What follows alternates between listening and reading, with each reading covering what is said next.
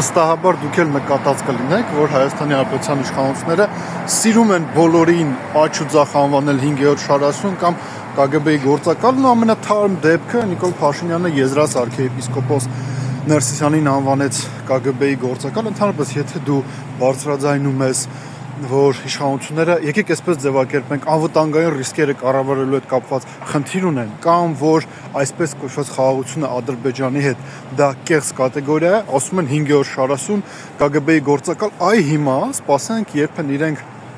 արևմտյան OC մեդիա հետաքննող լրագրողների ցանցին եւս մեղադրելու նրանում, որ իրենք ԿԳԲ-ի գործակալների ցանց են։ Ինչու ենք այս ցանցի մասին խոսում։ Տեսեք, վերջերս իրենք բավական հետաքրքիր հետաքննություն էին հրապարակել, ըստ որի Ադրբեջանի նախագահի աշխատակազմի մակարդակով ֆինանսավորվում է Արևմտյան Ադրբեջան նախագիծը։ Արևմտյան Ադրբեջան նախագիծը դա նրա մասին է, որ Սևանը պետքա լինի Գյոյչա, որ Ադրբեջանից Հայաստան պետքա տեղափոխվեն 500,000 մարդ։ Հայաստանում էլ այդ նախագիծը Նիկոլ Փաշինյանը պարզապես կոչում է 4-րդ հանրապետություն։ Դրա համար եմ ասում, սպասենք, երբ իշխանությունները OC մեդիա հետաքննող լրագրողների ցանցին, որոնք խոսել են օրինակ նրա մասին, որ ադրբեջանցիները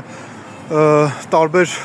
մայրաքաղաքներում, օրինակ Բրյուսելում միջոցառումներ են կազմակերպում ադրբեջանցիների այսպես կոչված վերադարձի մասին, անվանեն այդ ցանցին ԿԳԲ-ի գործակալներ։ Սպասենք։